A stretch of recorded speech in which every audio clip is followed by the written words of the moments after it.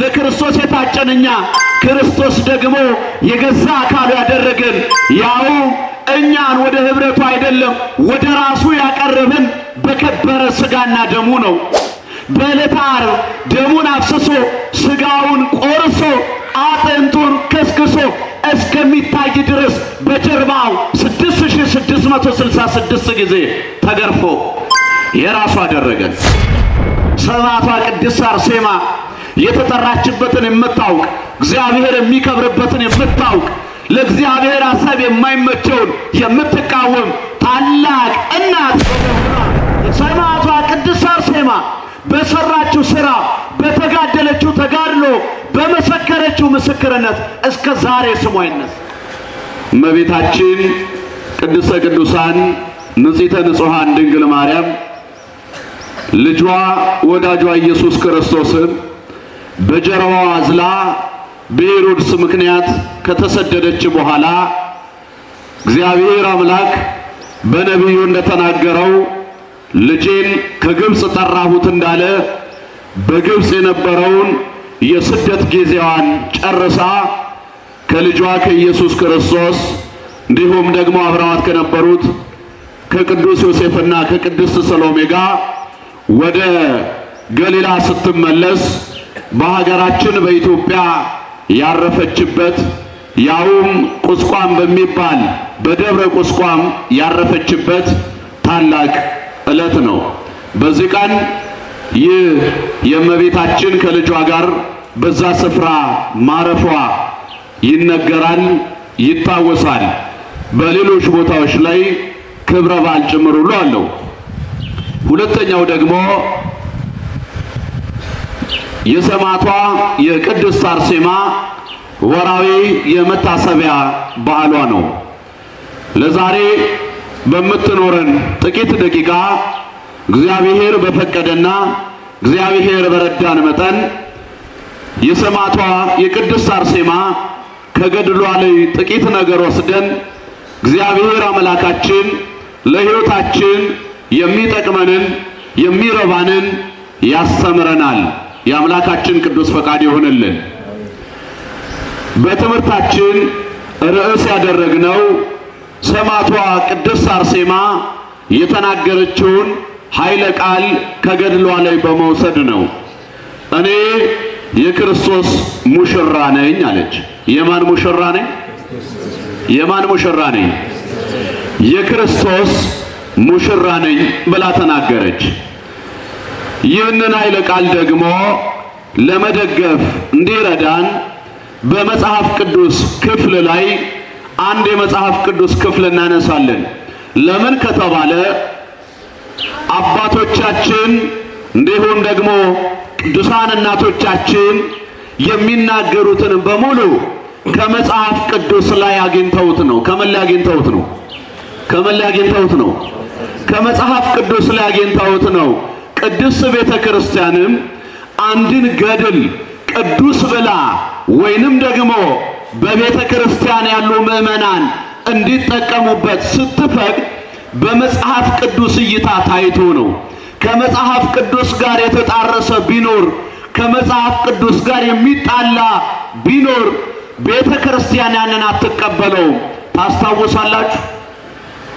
በባለፈው በቅዱስ ሲኖዶስ አንድ አባት በራሳቸው ብድግ ብለው የጻፉትን የመጥምቀ መለኮት የቅዱስ ዮሐንስ መጽሐፍ ነው ብለው የጻፉትን ገመገሙ፣ አረሙትና ይህማ ከቤተ ክርስቲያንና ከመጽሐፍ ቅዱስ ሐሳብ ውጭ ነው ብለው እንዲጣል አደረጉት፣ አወገዙት። ይህ የቤተ ክርስቲያን ልማዷ ነው። በጥንት በአባቶቻችን ዘመን እነ አርዮስ ተነስተው ግጥም አስመስለው ሰዎች ሊቀበሏቸው የሚችሏቸውን መጽሐፍት ይጽፉ ነበረ።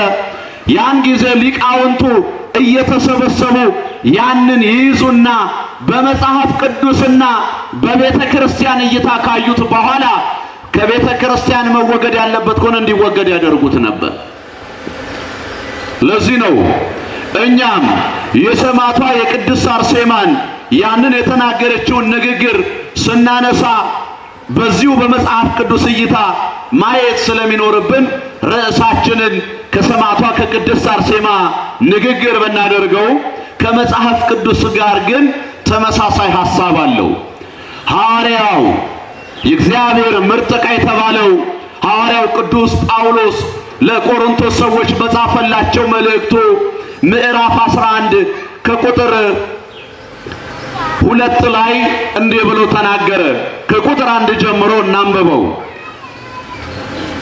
ወደ ቆሮንቶስ ሰዎች ሁለተኛ ቆሮንቶስ ምዕራፍ 11 ከቁጥር 1 ላይ በጥቂቱ ሞኝነቴ ብትታገሱኝ መልካም ይሆን ነበር፣ ቢሆንም በእርግጥ ታገሱኝ ካለ በኋላ ለቆሮንቶስ ሰዎች እንዲህ አለ።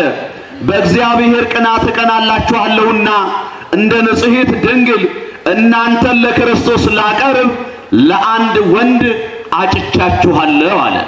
ለስንት ወንድ? ለስንት ወንድ? ምን ብያችኋለሁ? አጭቻችኋለሁ ለአንድ ወንድ። አንድ ወንድ ያለው አስቀድሞ የጠራው ክርስቶስ ነው። ለክርስቶስ አጭቻችኋለሁ አለ። ሐዋርያት በዘመናቸው በየስፍራው እየሄዱ ያስተምሩ ይመክሩ ነበረ።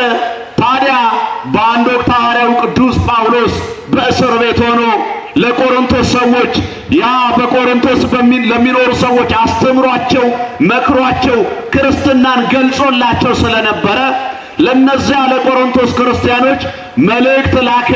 የቆሮንቶስ ክርስቲያኖች ከቤተ ክርስቲያን ኅብረት እንዳይለዩ፣ የቆሮንቶስ ክርስቲያኖች ከቤተ ክርስቲያንና ከኅብረቷ ከወገኖቻቸው መካከል ከእግዚአብሔር ሐሳብ ፈቀቅ እንዳይሉ ሲያስብ ይህንን መልእክት ላከላቸው። ለክርስቶስ አጭቻችኋለሁ አለ። ይሄ ክርስቶስ ለክርስቶስ የታጨን እኛ፣ ክርስቶስ ደግሞ የገዛ አካሉ ያደረገን ያው እኛን ወደ ኅብረቱ አይደለም ወደ ራሱ ያቀረበን በከበረ ሥጋና ደሙ ነው። በዕለተ ዓርብ ደሙን አፍስሶ ሥጋውን ቆርሶ አጥንቱን ከስክሶ እስከሚታይ ድረስ በጀርባው 6666 ጊዜ ተገርፎ የራሱ አደረገን። ይሄ ውለታ የገባት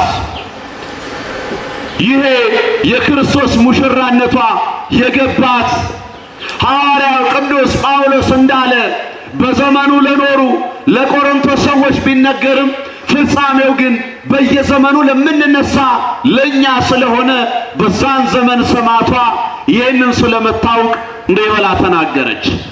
እኔ ክርስቶስ ሙሽራው ነኝ። እስቲ ባካችሁ ከፍ አድርጉና ይህንን ቃል በሉ። እኔ ክርስቶስ ሙሽራው ነኝ በሉ። አይሰማም? ቀላል እንዳይመስላችሁ። አሁን እንዲህ ስንናገረው ቀላል ሊመስል ይችላል፣ ግን ደግሞ ቀላል አይደለም። የክርስቶስ ሙሽራ ነኝ ለማለት በራስ መተማመን ያስፈልጋል። እውን እግዚአብሔር ሙሽሮቹ ነን ወይ ለማለት መተማመን ያስፈልጋል።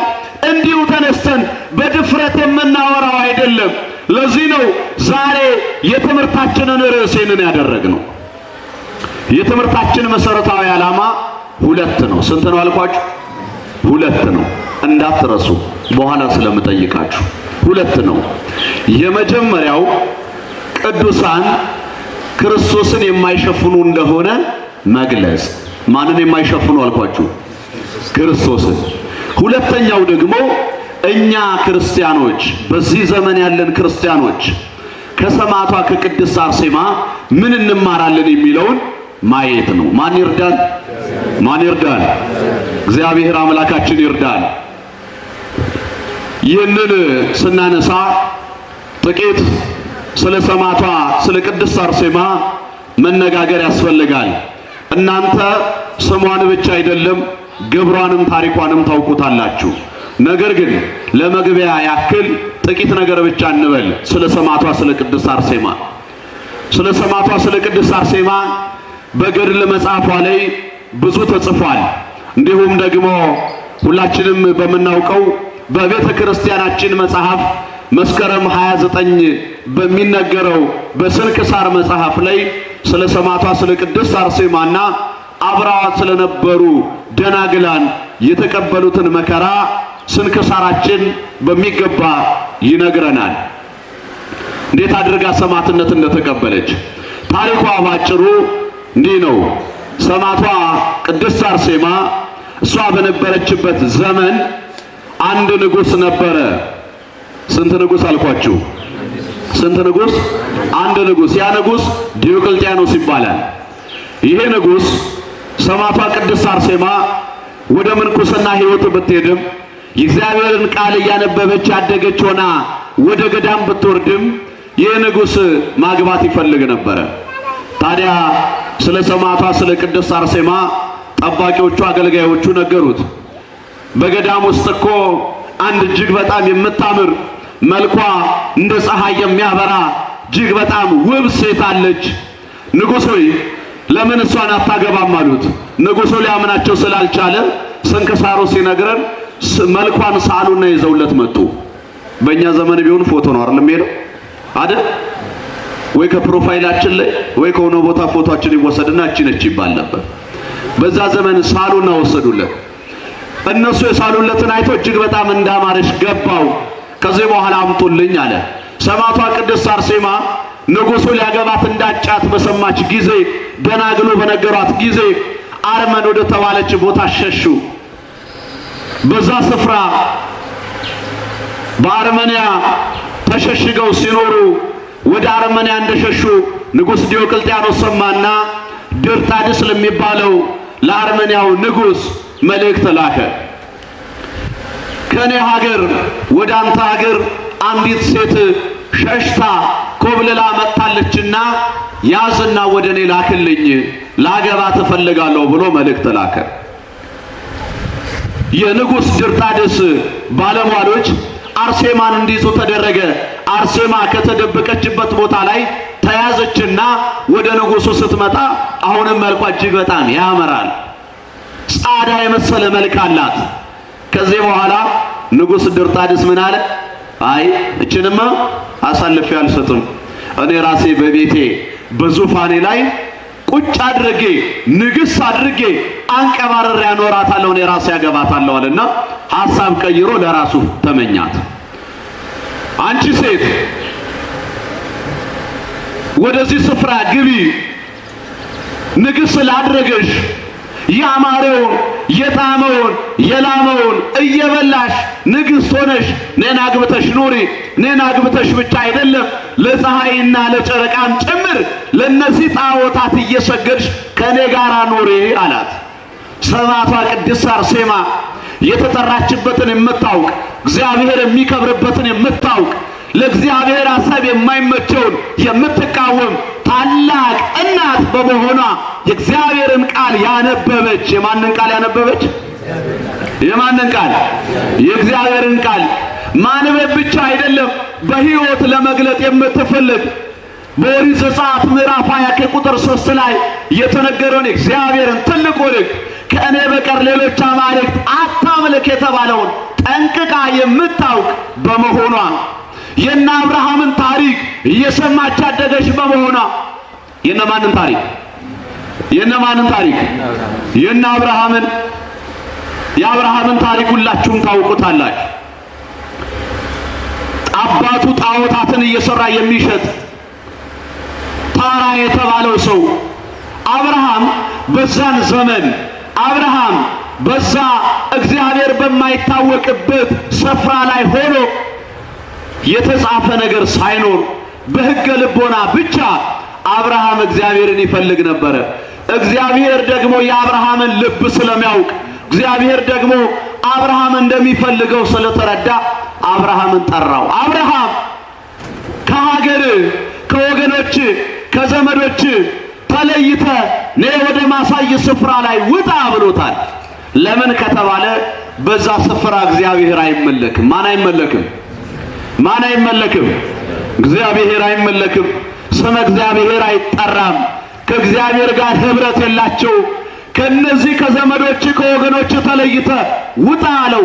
አብርሃም የእግዚአብሔርን ድምፅ በእምነት ሰምቶ ከዛ ስፍራ ላይ ወጥቷል። ይህን እየሰማች ነው ያደገችው ሰማዕቷ ቅድስት አርሴማ። የለም አንተ የምታመልካቸው ጣዖታት ዓይን እያላቸው የማያዩ፣ ጆሮ እያላቸው የማይሰሙ፣ እጅ እያላቸው የማይዳስሱ፣ እግር እያላቸው የማይራመዱ ናቸው።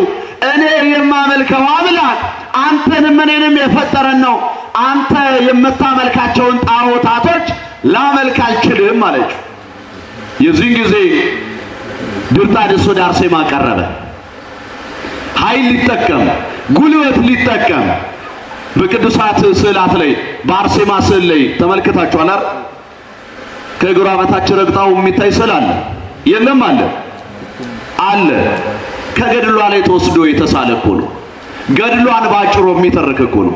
ያ ንጉሥ ድርጣድስ ወደ ሰማዕቷ ወደ ቅድስት አርሴማ ቀረበና ኃይል ሊጠቀም ሲል መንፈስ ቅዱስ ሞላባትና ይላል ስንክሳሩ አንድ ጊዜ ወደ መሬት ጣለችው።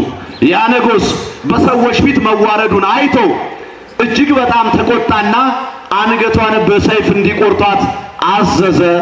እነዛም እሷንም ከእርሷ ጋር የነበሩትን እነዛን ደናግላን አንገታቸው ተቆርጦ እንዲሞቱ አደረጓቸው። እንቢ ብላ በንጉሥ ቤት ከመኖር እግዚአብሔር ከማይከርበት ስፍራ እግዚአብሔር የሚጠራበት ሕይወት መንግሥተ ሰማያት ይሻላል ብላ ሰማዕቷ ቅድስት አርሴማ ሰማዕትነትን ተቀበለች። ይሄ ዛሬ ብቻ የመጣ አይደለም፣ ወይንም ደግሞ በዛን ዘመን ብቻ ይኖር አይደለም። ቅድም ወንድማችን መዝሙሩን ሲዘምር ማንን ታሳቢ አድርገን እንዘምራለን? ቤት ያሉ ክርስቲያኖችን፣ በአርስ ያሉ ክርስቲያኖችን በሃይማኖታቸው ምክንያት አንገታቸው ላይ ባሰሯት ማህተብ ምክንያት እግዚአብሔርን አንክድም በማለታቸው ምክንያት በቤተ መቅደሱ በመሰብሰባቸው ምክንያት ሰማዕትነትን ተቀብለዋል። ይሄ ቤተ ክርስቲያን የተመሰረተችበት ደግሞ ነገ የምትኖርበት ሕይወት ነው። ቤተ ክርስቲያን ከቀራንዮ የተለየ ሕይወት የላትም። ምንድን ያለው ጌታችን? እኔ ዓለም እኔን አልተቀበለኝም፣ ዓለም እኔን እንዳልተቀበለኝ እናንተንም አይቀበላችሁም ነው ያለው። ምን አይላችሁም? አይቀበላችሁም። አስተውሉ። ታዲያ እኛ ዛሬ ቀን 6 ነው ብለን ሰማዕቷ ቅድስት አርሴማን ስናስብ ብዙ ሰዎች ጀርባቸውን ይበላቸዋል። እንደውም ብዙ ጊዜ ሰምታችሁ ከሆነ ምን ይሏችኋል? እናንተ ኦርቶዶክሳውያን ብዙ አምላክ ነው ያላችሁ ይሏችኋል። ተብላችሁ አታውቁ? እህቶች ተብላችሁ አታውቁ? ወንድሞች ተብላችሁ አታውቁ? በእኛ ዘመን ከሚነሱ ጥያቄዎች መካከል አንደኛው ይሄ ነው። ይሄም ብቻ አይደለም። በሶሻል ሚዲያው ደግሞ ስትመለከቱ እናንተ ስለ አርሴማ ስትናገሩ፣ እናንተ ስለ እመቤታችን ስትናገሩ፣ እናንተ ስለ ቅዱሳን ስትናገሩ ክርስቶስን እየሸፈናችሁት ነው ይሉናል። ሸፍነነዋል እንዴ? ተናገሩ እንጂ ሸፍነነዋል? አልሸፈነውም። እኛ ይሄንን ከማን ተማር ነው ከተባለ ከቅዱሳን አባቶቻችን የተማርነው እኮ ነው። ቤተ ክርስቲያን ስለ ቅዱሳን መናገሯ፣ ቤተ ክርስቲያን ስለ ሰማዕታት መናገሯ፣ ቤተ ክርስቲያን ስለ ቅዱሳን መላእክት መናገሯ ክርስቶስን መሸፈኗ አይደለም። ይሄ ደግሞ በመጽሐፍ ቅዱስ የተደገፈ ነው። በምን የተደገፈ ነው? ግዴላችሁም ተናገሩ። በምን የተደገፈ ነው? በመጽሐፍ ቅዱስ። መጽሐፍ ቅዱሱን ቤታችሁ ገብታችሁ አንብቡ። ምንድነው የሚለው? ከዛ ከብሉይ ኪዳን ዘመን ጀምሮ ስለና አብርሃም ታሪክ ተጽፎ ይገኛል። የና አብርሃም ታሪክ መጽሐፉ እግዚአብሔርን አልሸፈነውም። ሸፍኖታል? አልሸፈነው። ይልቁንም ገልጦታል። ልብ ብላችሁ ስሙ። ላስታውሳችሁ አንድ ታሪክ። በትንቢተ ዳንኤል ምዕራፍ 3 ላይ ስትመለከቱ ንጉሥ ናቡከደነጾር ለጣዖት ስገዱ ባለ ጊዜ ሦስቱ ሕፃናት የለም እኛ ለጣዖት አንሰግድም፣ እኛ የምንሰግድለት አምላክ አለን ብለው በዛን ዘመን ወደ እሳት ውስጥ ተጥለዋል። ይህንን ታሪክ መናገር እግዚአብሔርን ይሸፍነዋል ወይ? አይሸፍነውም። ልብ በሉ፣ አይሸፍነውም። ይልቁንም እግዚአብሔርን ገልጠውታል። የሚያድን አምላክ፣ የሚታደግ አምላክ፣ ሰማይና ምድርን የፈጠረ እግዚአብሔር እንዳለ ገልጸዋል። ይህም ብቻ አይደለም። ወደ አዲስ ኪዳን ልብ ብላችሁ ስሙኝ ክርስቲያኖች። ከአዲስ ኪዳን መጻሕፍት መካከል የማቴዎስ ወንጌልንም ብትመለከቱ ጌታችን መድኃኒታችን ኢየሱስ ክርስቶስ ራሱ የተናገረውን ቃል ማግኘት እንችላለን። ምን የሚለውን? በማቴዎስ ወንጌል ምዕራፍ 10 ከቁጥር 40 ላይ ነቢይን በነቢይ ስም የሚቀበል የነቢዩን ዋጋ ይወስዳል፣ ጻድቅን በጻድቅ ስም የሚቀበል የጻድቁን ዋጋ ይወስዳል።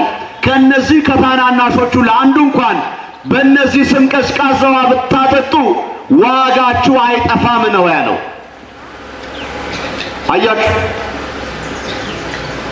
ነቢይን በነቢይ ስም የሚቀበል ጻድቅን በጻድቅ ስም የሚቀበል የጻድቁን ዋጋ ይወስዳል። ታዲያ እኛ ነቢያትንም ጻድቃንንም እግዚአብሔር በሰጣቸው ክብርና ጸጋ መጠን ማመስገናችን ምኑ ላይ ነው ኃጢአቱ? ስለ ቅዱሳን ተጋድሎ መናገራችን ምኑ ላይ ነው ኃጢአቱ? መጽሐፍ ቅዱስ የሚደግፈው አይደለም ወይ? ተመልከቱ ደግሞ የሐዋርያት ሥራ መጽሐፍን ክፈቱ። የሐዋርያት ሥራ መጽሐፍን ከፍታችሁ ብትመለከቱ በሐዋርያት ሥራ መጽሐፍ ላይ ኢየሱስ የሚለው ስም 69 ጊዜ ተጽፏል። ስንት ጊዜ አልኳችሁ? ከቃሉ ጋር ናችሁ? ከቃሉ ጋር ናችሁ? እግዚአብሔር ከሁላችን ጋር ይሁን። ስንት ጊዜ ተጽፏል አልኳችሁ? 69 ጊዜ። ጳውሎስ የሚለው ስም ደግሞ 131 ጊዜ ተጽፏል። ስንት ጊዜ? 131። 69 ነው 131 ነው የሚበልጠው? የትኛው ይበልጣል? 131። በሐዋርያት ሥራ መጽሐፍ ላይ ጳውሎስ የሚለው ስም 131 ጊዜ ተጽፏል። ታዲያ የሐዋርያት ሥራ ላይ ጳውሎስ ክርስቶስን ሸፍኖታል ወይ? ሸፍኖታል እንዴ? ሸፍኖታል ወይ? አልሸፈነውም። ግብረ ሐዋርያት ማለት የሐዋርያት ሥራ ነው። ሐዋርያት ከየት ተነስተው ምዕራፍ 1 ላይ ቁጥራቸውን ሙሉ አድርገው ለወንጌል አገልግሎት መንፈስ ቅዱስን ተሞልተው ከመውጣታቸው ጀምሮ እያንዳንዳቸው ሐዋርያት የከፈሉት ዋጋ ተጽፏል። የተቀበሉት መከራ፣ የተቀበሉት ሰማዕትነት፣ በየትኛው እስር ቤት እንደታሰሩ፣ በየትኛው ቦታ ዋጋ እንደከፈሉ፣ ይህም ብቻ አይደለም እነማን ሐዋርያት በየትኛው መንገድ ሰማዕትነትን እንደተቀበሉ ተጽፏል። ስለ ሐዋርያቱ ሰማዕትነት እንደ ሰማዕትነቱን ተውት ሰማዕትነቱን። ሐዋርያቱ እነ ቅዱስ ጳውሎስ እነ ቅዱስ ጴጥሮስ በልብሳቸው ጨርቅ ድውያንን መፈወሳቸው፣ ሙታንን ማስነሳታቸው፣ ይህም ብቻ አይደለም በጥላቸው በምናቸው አልኳችሁ? በጥላቸው እነሱ ሲያልፉ ጥላቸው የሚነካቸው ሰዎች ሁሉ ይፈወሱ ነበር። ይሄ በሐዋርያት ሥራ ላይ ተጽፎ ይገኛል። ይሄ ክርስቶስን መሸፈን ነው ወይ? አይደለም፣ አይደለም። አያችሁ፣ ገድል ማለት ይሄ ነው። ተአምር ማለት ይሄ ነው። የተጋደሉትን ተጋድሎ የሰሩትን ተአምር መጽሐፍ ቅዱስ ጠቅሶ ይገኛል። ያቺ ሰማዕቷ ቅድስት አርሴማ በዛ ዘመን ብትኖር ለተቀበለችው መከራ ምናልባትም በመጽሐፍ ቅዱስ ላይ ትጻፍ ነበር። ከዛ በኋላ የተነሱ አባቶች፣ ከዛ በኋላ ያሉ ቅዱሳን ሰማዕታት፣ እነዚህ ሰማዕታት በሙሉ መጽሐፍ ቅዱስ ከተጻፈ በኋላ በመሆኑ በገድል መልክ ተጽፎ እንዲቀመጥ ተደርጓል። ክርስቲያኖች እንድንጠቀምበት፣ ክርስቲያኖች እንድናነበው። ልብ በሉ፣ ይሄ መጀመሪያው ማስረጃችን ነው።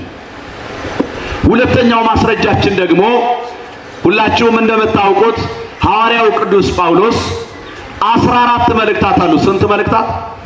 14። ከ14ቱ መልእክታት በዕብራውያን መልእክቱ ላይ ከቁጥር 11 ጀምሮ ምዕራፍ 11 ላይ ስትመለከቱ ከቁጥር 1 ጀምሮ ስለ ቅዱሳኑ በብሉይ ኪዳን ዘመን ስለነበሩ ቅዱሳን በሙሉ ያትታል፣ ይነግረናል። ከቁጥር 4 ላይ ግን እንዲህ ብሎ ይጀምራል። ልብ በሉ። አቤል ከቃየል ይልቅ የሚበልጥ መስዋዕትን ለእግዚአብሔር በእምነት አቀረበ ካለ በኋላ በዚህም እግዚአብሔር ስለ ስጦታው ሲመሰክር እርሱ ጻድቅ እንደሆነ ተመሰከረለት። ሞቶም ሳለ በመስዋዕቱ እስካሁን ይነገራል። እስከ መቼ አልኳችሁ? እስከ መቼ? እስካሁን። አሁን ማለት አሁን ነው። የተጻፈው ለዕብራውያን ሰዎች ቢሆንም ዛሬም እኛ መስዋዕተ አቤልን እንደተቀበልክ እንላለን። አንልም ወይ? አባቶቻችን በቅዳሴው መካከል አይሉ ይላሉ። ሐዋርያው ቅዱስ ጳውሎስ ከዛ ከአቤል ጀምሮ መናገር ጀመረ። አቤል የተመረጠውን መስዋዕት ለእግዚአብሔር አቀረበ። በመስዋዕቱ ምክንያት እስካሁን ድረስ ስሙ ይነገራል፣ ጽድቁ ይነገራል አለ። ሰማዕቷ ቅድስት አርሴማ በሰራችው ሥራ፣ በተጋደለችው ተጋድሎ፣ በመሰከረችው ምስክርነት እስከ ዛሬ ስሟ ይነሳል። ስህተት ነው? ስህተት ነው ወይ? ልብ ብላችሁ ስሙ። ስህተት አይደለም በፍጹም። ቀጠለ ሐዋርያው ቅዱስ ጳውሎስ ቀጠለ። ስለ እያንዳንዳቸው ቅዱሳን ጻድቃን ስለና አብርሃም ተናገረ። አብርሃም እንዴት ብሎ እግዚአብሔርን ድምፅ ሰምቶ እንደወጣ መስማቱን መውጣቱን ተናገረ። አብርሃምን በዚህ ተመሰገነ ይላል። ስለነ ሄኖክ አወራ። አካሄዳቸውን ከእግዚአብሔር ጋር አድርገው እግዚአብሔር ወሰዳቸው ብሎ ተናገረ። እያለ ሄዶ ከቁጥር 32 ላይ ሲደርስ ግን እንዲህ አለ፣ እንግዲህ ምን እላለሁ አለ። ከቃሉ ጋር ናችሁ? ከቃሉ ጋር ናችሁ ወይ? ጥቂት ደቂቃ ብቻ ልባችሁን ከፍታችሁ ስሙ። እሺ፣ እግዚአብሔር ከሁላችን ጋር ይሁን። ቁጥር 32 ላይ እንዲህ አለ፣ እንግዲህ ምን እላለሁ ስለ ጌዴዎንና ስለ ባርቅ፣ ስለ ሶምሶምና ስለ ዮፍታሔ፣ ስለ ዳዊትና ስለ ሳሙኤል፣ ስለ ነቢያትም እንዳልተርክ ጊዜ ያጥርብኛል አለና እነርሱ በእምነት መንግሥታትን ድል ነሱ፣ ጽድቅን አደረጉ፣ የተሰጠውን የተስፋ ቃል አገኙ አለ። የተስፋ ቃል ምን አሉ? ምን አሉ? አገኙ። አያችሁ፣ ስለ ቅዱሳኑ እያንዳንዳቸውን ከዘረዘረ በኋላ ስለ ቀሪዎቹ ስለ ነቢያቱ ስለ እያንዳንዳቸው እንዳልተርክ ጊዜ ያጥርብኛል አለ። ሐዋርያው ቅዱስ ጳውሎስ በመናገር ብቻ አይደለም፣ የክርስቶስ ወንጌልን በያዘው በመጽሐፉ በመልእክቱ ላይ ሳይቀር ጽፎ አስቀምጦታል። ስለ ቅዱሳን መናገር ክርስቶስን ይሸፍናል? ይሸፍናል ወይ? ባካችሁ ተናገሩ። ይሸፍናል? አይሸፍንም። አያችሁ፣ አይሸፍንም፣ አይሸፍንም። ኦርቶዶክሳውያን ብዙ ሰዎች ይህንን ይናገራሉ። እኛ ግን እንላለን አባቶቻችን እንዳስተማሩን የሕይወትን መንገድ የሚያሳዩን የሕይወትን የክርስቶስን መከራውን በአካል ያሳዩን። በዛን ዘመን ጌታችን መድኃኒታችን ኢየሱስ ክርስቶስ ስለ ስሜ የተጠላችሁ ትሆናላችሁ ያለውን መጠላት እንዴት እንደሆነ፣ ሰማዕትነት እንዴት እንደሆነ፣ ዋጋ መክፈል እንዴት እንደሆነ እንማርባቸዋለን። ምን እንልባቸዋለን? ምን እንልባቸዋለን?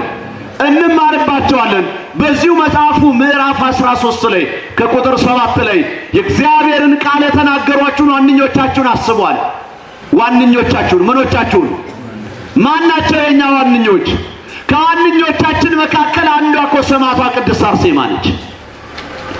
አንዷ የኛ ዋንኛ የእግዚአብሔርን ቃል የነገረችን፣ ቅድም ርዕሳችን ያደረግነውን ቃል በሰይፍ ፊት ለፊት ቆማ በድፍረት የተናገረች፣ ከዚህኛው ዓለም ያኛው ዓለም የሚሻል እንደሆነ ያሳየች፣ ከዚህኛው ስፍራ ያ እግዚአብሔር ያዘጋጀልን ስፍራ የሚሻል እንደሆነ የገለጸችልን፣ ያስተማረችን፣ በእምነት እንቢ ማለትን የገለጸችልን ታላቅ እናታችን ነች።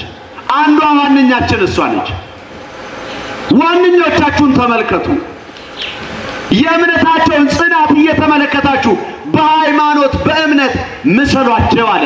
እኛ ሰማዕቷ ቅድስት አርሴማ ያመነችውን እግዚአብሔርን እናምናለን። ማንን እናምናለን? ማንን? እግዚአብሔርን። ስለሱ ብላ ዋጋ የተቀበለችለትን ክርስቶስን ዋጋ እንቀበላለን። ማን ይርዳን? ማን ይርዳን? እግዚአብሔር ይርዳን። እግዚአብሔር ይርዳን። ለዚህ እኮ ነው ጌታችን ምን አለ ሐዋርያትን? እናንተን የሚቀበል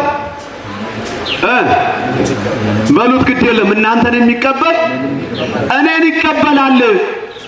አያችሁ፣ ሐዋርያቱን መቀበል ክርስቶስን መቀበል ነው። ማንን መቀበል ነው? ማንን መቀበል ነው? ክርስቶስን መቀበል ነው። ሐዋርያትን ሲቀበሉ ክርስቶስን ይቀበላሉ። ክርስቶስን ሲቀበሉ እኔን የተቀበለ ደግሞ አባቴን ይቀበላል አለ። ስለዚህ የሐዋርያት ልጅ በሐዋርያት አስተምሮ መሰረት የታነጸችዋን እናታችን ቅድስት አርሴማን መቀበል ክርስቶስን መቀበል ነው። ስለዚህ ክርስቶስን አትሸፍንም። ትሸፍናለች? ትሸፍናለች? አታመሰግኗትም? አንድ ያመስግኗትስ። ግድ የለም ልባችሁ ሳይፈራ አመስግኗት። ከፍ አድርጉና አመስግኗት። በረከቷ አማላጅነቷ በሁላችን ላይ ይሁን፣ በሁላችን ላይ ይሁን። አሁን ክርስቲያኖች ካህልን ወይንም ደግሞ ቅዱሳን እግዚአብሔርን እንደማይሸፍኑ ይህንን ያልካልን ቅድም ሁለተኛው ምክንያታችን ምንድነው ብያለሁ? አቤት ከሰማዕቷ ምን እንማራለን አላልኩም ወይ ብያለሁ አይደል? አሁን ደግሞ እሱን እንመለከትና ትምህርታችንን እንጨርሳለን። ከሰማዕቷ ከቅድስት አርሴማ ምን እንማራለን ክርስቲያኖች? ትልቁ የምንማረው የመጀመሪያው ከእግዚአብሔር የሚበልጥ ማንም እንደሌለ። ከማን የሚበልጥ አልኳችሁ? እንኳንስ የሚበልጥን ተውትና የሚስተካከል ራሱ ማንም የለም። አያችሁ ምን አለ እግዚአብሔር አምላካችን በትንቢተ ኢሳይያስ ምዕራፍ 43 ላይ እተካከለው ዘንድ በማን መሰላችሁኝ አለ። ከእግዚአብሔር የሚስተካከል አንድም የለም። ሰዎች ባለማወቅ ከእግዚአብሔር የሚያስተካክሉት ሊኖር ይችላል። ሰዎች ባለማወቅ ጣዖት ሊያመልኩ ይችላሉ። ነገር ግን እግዚአብሔርን የሚያክል አምላክ ከእግዚአብሔር ውጭ አምላክ የለም። አለ ወይ? የለም። ለዚህ ነው ቀደም ያለውን ከእኔ በቀር ሌሎች አማልክት አታምልክ ያለው። አምላክ እግዚአብሔር ብቻ ነው። ማን ብቻ ነው? እግዚአብሔር ብቻ ነው። አንድ ይህንን መሰከረች። ሁለተኛው ደግሞ ከዚህኛው ምድር የላይኛው እግዚአብሔር ያዘጋጀልን ስፍራ ይበልጣል። አይበልጥም? ይበልጣል። አይበልጥም? ይበልጣል። ስትናገር እኮ ነይ ይህንን ስፍራ ውሰጂ ንግሥት ሆነሽ ኑሪ ሲላት የለም እኔ የክርስቶስ ሙሽራው ነኝ የሚጠብቀኝ አክሊል አለ ብላ የመሰከረችው በሰማይ የሚጠብቀን ስላለ ነው። የለም አለ። አሁን ዛሬ ጣዖት የሆነብን ምንድነው? በተለይ በገጠሩ በከተማው እህቶቻችን አካባቢ ስንሄድ ትልቁ ጣዖታችን ምን እንደሆነ ታውቃላችሁ? በግልጽ ነው የምነግራችሁ፣ እንዳትቀየሙኝ እሺ እህቶች፣ እንዳትቀየሙኝ። ትልቁ ጣዖት የሆነብን ምንድነው? ከእግዚአብሔር ኅብረት የሚለየን ምንድነው ከተባለ ትዳር። ምን አልኳችሁ? ትዳር የለም እናንተ ሀገር ለባል ብለው ሃይማኖታቸውን የለወጡ የሉ? እናንተ እንኳንም ቢበትሉ እናት አባቶቻቸው እንኳን የለም ስለ ሀብቱ ብዛት፣ ስለ ኑሮ ብዛት፣ ስለ ትዳር ብዛት ልጆቻቸውን እኮ ከሃይማኖት ያስወጡ ሰዎች አሉ። በገጠር ብቻ እንዳይመስላችሁ በከተማ ጭምር የምናየው ነው። አይቆይ ስልግባና መልሰው ትላለች፣ ትገባና በዛው ሰጥማ ትቀራለች። እኔ የክርስቶስ ምኑ ነኝ? ሙሽራው። ከዚህኛው ምድር ትዳር በዚህ ምድር ትዳር አድርገን ሕይወትን ከምናጣ በሰማይ የምናገኘው ይበልጣል። ሃይማኖት ይበልጣል። አያችሁ እኔ ከራሴ አቅንቻ አይደለም ይሄንን የምናገረው ከመጽሐፍ ቅዱስ ላይ አግኝቼው ነው። አያችሁ ምን አለ ጌታችን መድኃኒታችን ኢየሱስ ክርስቶስ? እንዲህ እኮ ነው ያለው በማቴዎስ ወንጌል ምዕራፍ 10 ከቁጥር 37 ላይ እንዲህ አለ፣ ከእኔ ይልቅ አባቱን ወይንም እናቱን የሚወድ የእኔ ሊሆን አይገባውም አለ። አያችሁ ከእግዚአብሔር ከሃይማኖት እናትም ቢሆኑ አባት አይበልጡም? ይበልጣሉ ወይ?